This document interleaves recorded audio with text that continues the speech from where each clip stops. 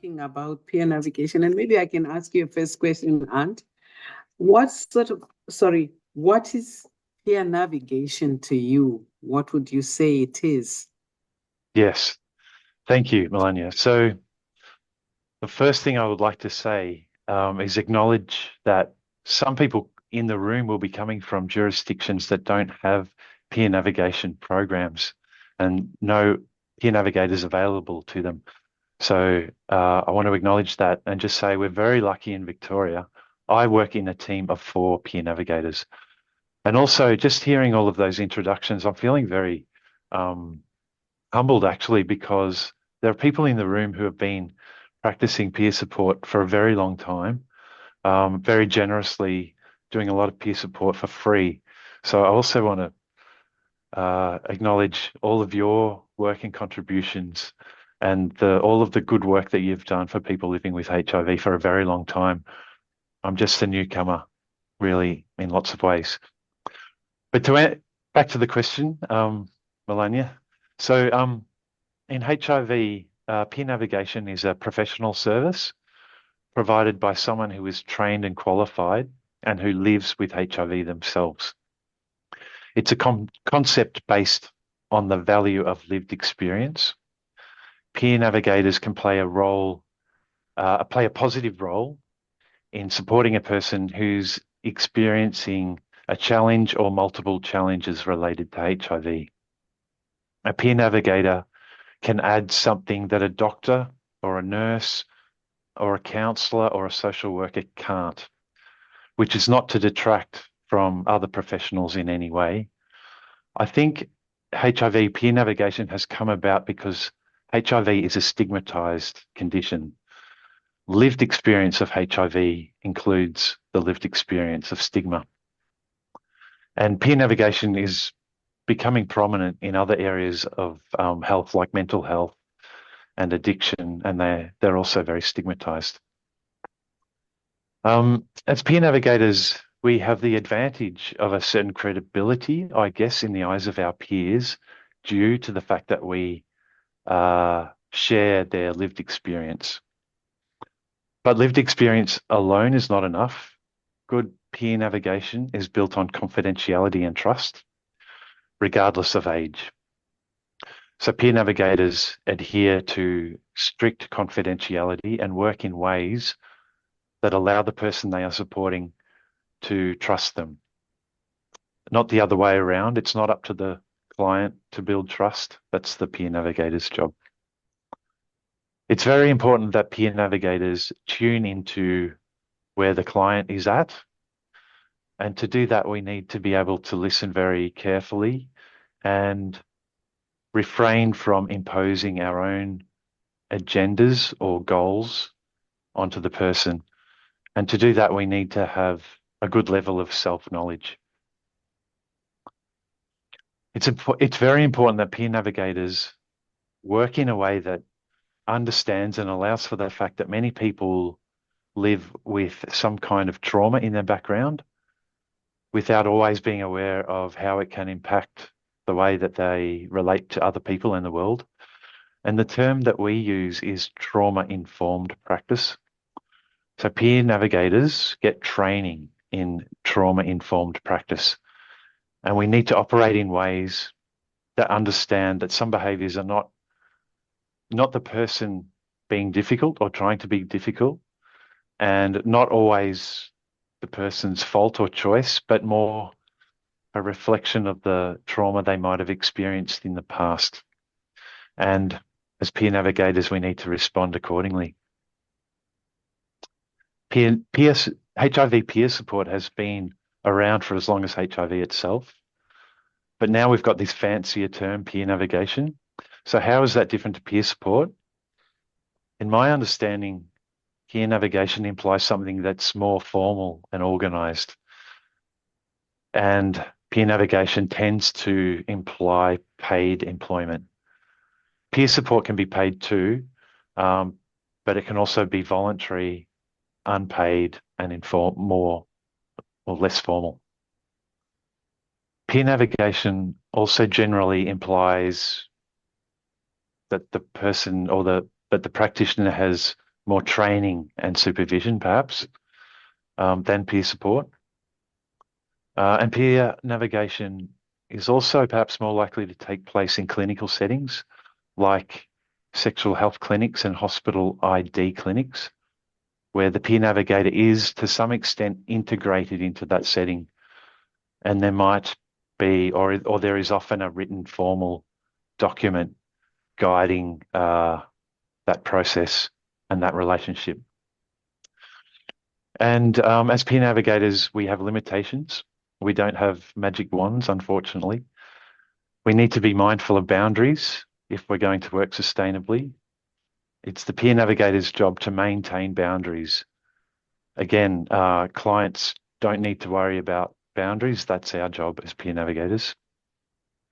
A peer navigator is not a friend in the normal sense of the word, although we aim to work in a very friendly and supportive way. We tend to be very busy, and we know that we can't do some things. Like, we can't always be the person who provides the relief from social isolation, although we do a lot of that work. We can, though, what we can do though is provide a pathway into the community of people living with HIV where meaningful connections can be forged and friendships made. And of course, make referrals to programs that are designed to connect people and decrease loneliness. So that's my spiel. Can I reflect that back to you, Melania, in case you have something to add? What is peer navigation from your point of view? Thank you very much, Anth. You have really covered it all. But I would add that I work for QPP, Queensland Positive People. It's a statewide organization, and I'm based in the far north Queensland. And so my role was kind of, I think it's the first of its kind, encompassing everything that you have said, but I'm also a case manager. So they call me a peer treatment facilitator. So I do a lot of case management, but as a peer. And being a peer, I can do the peer navigation component of the work. What that then means for me in my role is, first of all, just recognizing that there are so many barriers that people managing in their lives, and also acknowledging that it is their journey that they are walking and that we need to respect. And so we do plan I would plan with my client to understand so that the client makes it clear for me. And my role can also be to facilitate that perception. Perhaps if a person sort of a person says, oh, I don't really like my medication, for example. And then I might then find out exactly why, and then begin to go on that line. Then I know that that's what they need. And then I begin to talk about various options. And we are saying these as lay people, not as clinicians. Of course, always referring to clinicians for the for their professional input, but realizing that at our level as peers, we can discuss this, and we do have the time to discuss, of course, within the times that we that's set for us. And so always, because we are working within a highly stigmatized environment, I think it's always, I found in my experience that I can introduce ideas of stigma that are some found in myself as well, as a person that lives with HIV, and that kind of like opens the way for us to discuss more. So peer navigation for me comes as part of a package with case management, and case management in itself is a role where we will be referring people to various facilities, various needs, to doctors, to healthcare, for healthcare, for housing, for any, if people experiencing alcohol use and all that, we would then all just look at that. Homelessness comes into the package. So that's part of the case management side of things, but doing it as a peer, always as one, and taking myself as one with lived experience. So that's what I would just add, not much more. And maybe you could ask me things and yourself. What? Yes. Well, thank you, Melania. I'll move on now. I get to ask you a question. How would someone know if they needed a peer navigator?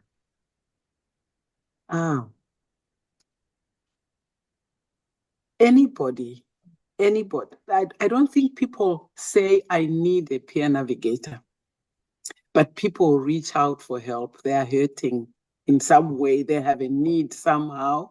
They've just had a diagnosis that would be for younger people.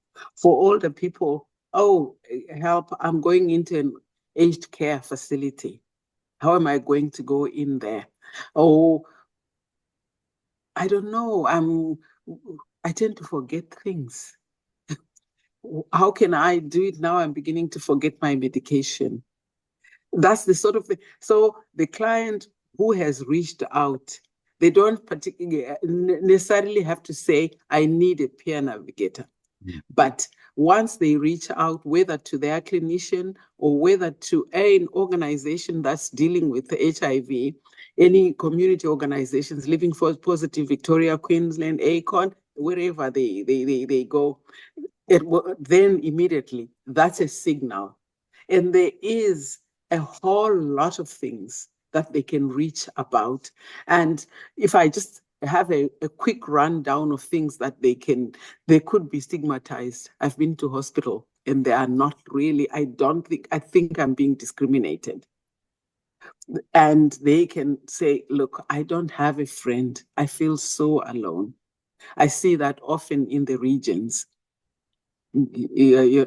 Somebody working at a cattle farm somewhere, at a cattle estate somewhere in the far north, would say, I've never seen anybody that lives with HIV. I don't know who to speak to about these things.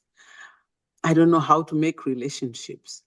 And then this whole thing of just forgetting things. As we get older, we tend to forget. So those are things that hospital admissions can be a challenge for people, and social connections can be such a challenge. I just want to be included socially. I just feel alone, and if you say that as a woman, because we are such a minority in Australia, as a woman, there will be woman-specific things. I'm getting older. I'm going through menopause. What does it look like? What research has there been for women living with HIV? What can I do with aged care services? I'm failing to get a house.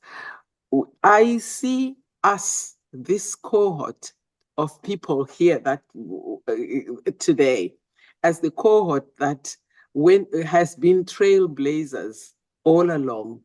That means each time you move, we are moving, we are experiencing the first, we are being the first. We have lived when we had prepared for death, like Kath was saying earlier, that, I thought I would die and I didn't want to hear about HIV, she said. And that's, I think, a story that can be told by many of us. And so today, some people didn't even prepare for retirement. So what does it look like? I can't pay my rent. And now today there is inflation. What do I do? So all those things come in and are pointers at peer navigation. They may not say it like that, but once they reach out like that, straight away, you realize that there is a peer navigation opportunity. Mm. Hmm. So Fantastic. I Thank wonder, you. what's your experience about that? And how would you know that I somebody think needs peer navigation? I think you've given a comprehensive answer, Melania. And yeah, that word need, perhaps benefit from might be a better term. How would someone know if they might benefit from Mm, having a mm, peer navigator? mm, All I would add really is that a person who's recently diagnosed, the peer navigator can have quite a constructive input there. Um, and we know that young people are not the only people to be sexually active and acquire HIV. Older people do too. So actually, just this month, I received a referral for someone in their 70s recently diagnosed with HIV. So shall we move on to the next question? yes, yes, it Now, can. Mhm. am I you're asking me this question. I'll start with, so you asked me. So, what sort of issues do older people have compared to younger ones, in your opinion? Mm. Yeah, I think peer navigation is going to be particularly useful and impactful for people aging with HIV, especially if they are having increased frailty and multiple complex medical conditions and lots of medications to manage. Also, social isolation increases for many people as they age, and so too can vulnerability. Um, and preparing for this, I was thinking back, and I went back to Edwina's video for Boulder from late last year around the ability to think and reason. I think it was the title. Um, and some of you guys here today might remember how common it is for people living with HIV to develop some impairments in their thinking and memory, which is not to, create alarm or anything, because we can continue to have great quality of life. And I think Edwina gave the figure of 30% on average, and that was sort of a global view. She said that in some settings, more than 30% of people living with HIV, even if they're on treatment and undetectable, can develop some issues around thinking and memory. And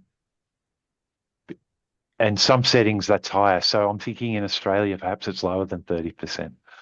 Um, yeah, so people with asymptomatic and HIV-associated neurocognitive disorder, and even people with symptomatic hand. Uh, it's it's a common issue, I guess, is what I'm trying to say. What sort of issues do you see older people having, Melania, compared to younger people?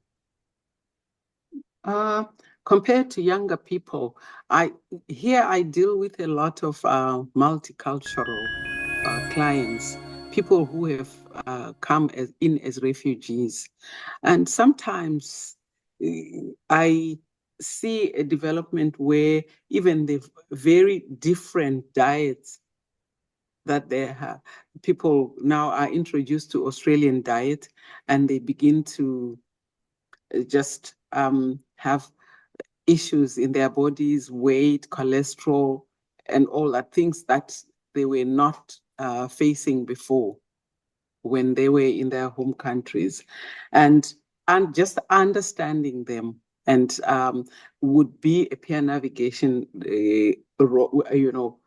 job to just understand that it's important to exercise, it's important that things around that. And young people, I want to think that they are more resilient. I'm not sure that's a correct thing to say, generally brushing it like that. But I see that young people are dealing with usually with diagnosis, struggling with the diagnosis. Older people are no longer really dealing with the diagnosis unless they are newly diagnosed, like you said. But generally, they have gotten over that. But think about the medications. Now there's so many other conditions that have come up, and they are taking 6 different kinds of meds at the same time. And so things often advocating, one of the things that I've done a lot is advocating for just blister packing of medications to enable to facilitate easier intake of that, because it's easy to get confused when you have 6 or more, 3, 4, even 2 medications. People struggle with that. And then the isolation geographically. While I like to see my clients face to face, but sometimes it just doesn't happen because they're too far from me. If I'm based in Townsville, but my region covers from Mackay and anywhere up north, Mount Isa and anywhere, Cairns and further.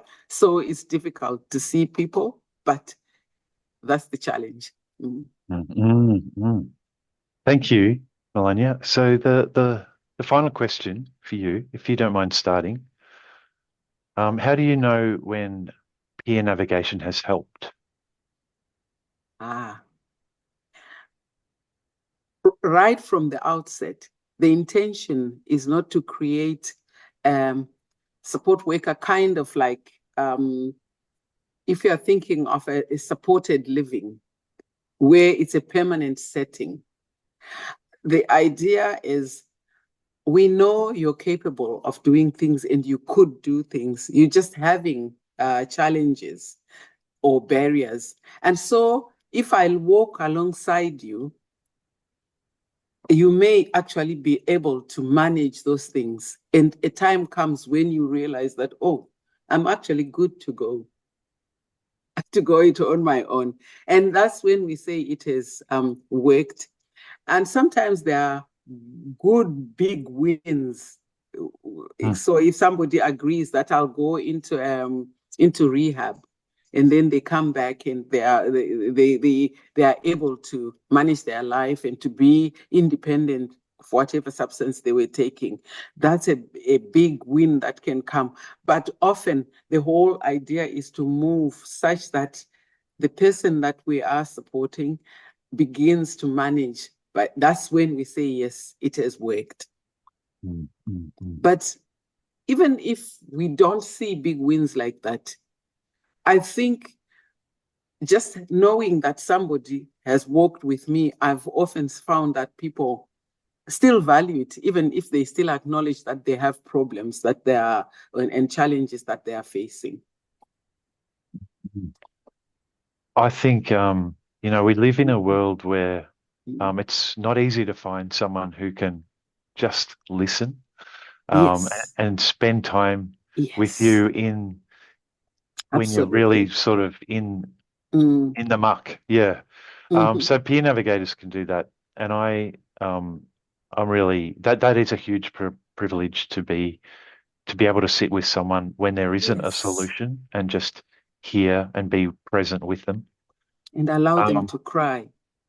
Yeah, absolutely. And so all I would add to that question is that the only way to really be sure that peer navigation has helped is if the person reports back, yes, I have been helped. And it may not have been in the way that it was intended. It might just be that they felt heard. But it needs to, I guess, only the client can say whether it's worked or not. They have that right of say. And we often then say, oh, they felt confident to manage. Yeah. Yeah, that's actually a really nice note to finish on, I think. Mm. Look,